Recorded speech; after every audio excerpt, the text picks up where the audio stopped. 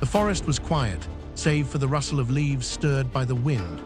Bjorn walked alone, his heavy boots sinking into the damp earth as he made his way toward the cave he had claimed as his place of solitude. For years, whenever the weight of his memories pressed too heavily on his chest, he came here. Within those stone walls, he could sit in silence, away from the laughter of children and the watchful eyes of villagers who saw him as both guardian and ghost. The cave was dark and cool, its air heavy with the scent of moss and old earth. Bjorn sat upon a flat stone, laying his axe across his knees. He closed his eyes, breathing deeply, trying to quiet the storm within. For hours he sat, as still as the mountain itself, letting time slip away. When at last he returned to the village, the sun was sinking low, painting the sky in hues of blood red and ash gray. But the color was no trick of the horizon, it was smoke.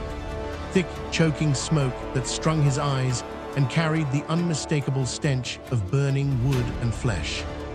Bjorn froze, his heart, which had beaten steady and calm in the cave, now pounded like a war drum. He quickened his pace, and soon his worst fears clawed their way into sight. The village was gone. Houses that once echoed with laughter were now blackened husks, their roofs collapsed, and timbers glowing with dying embers. The ground was slick with blood, the air heavy with the iron tang of death. Bodies lay twisted in the dirt, their faces still frozen in fear and pain. Bjorn's breath caught in his throat. These were his people, the ones he had sworn silently to protect in his twilight years. And then he heard it. Laughter. It came from the village square.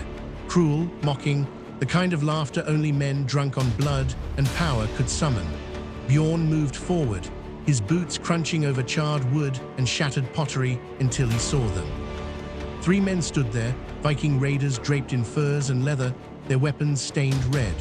One held a child by the arm, shoving him into the dirt, while the others jeered and mocked.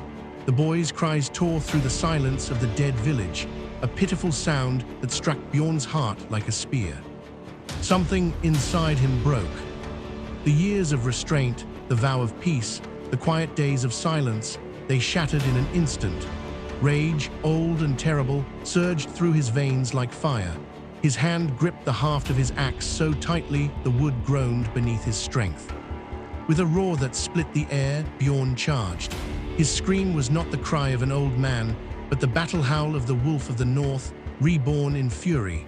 The raiders turned in shock, but they had no time to react.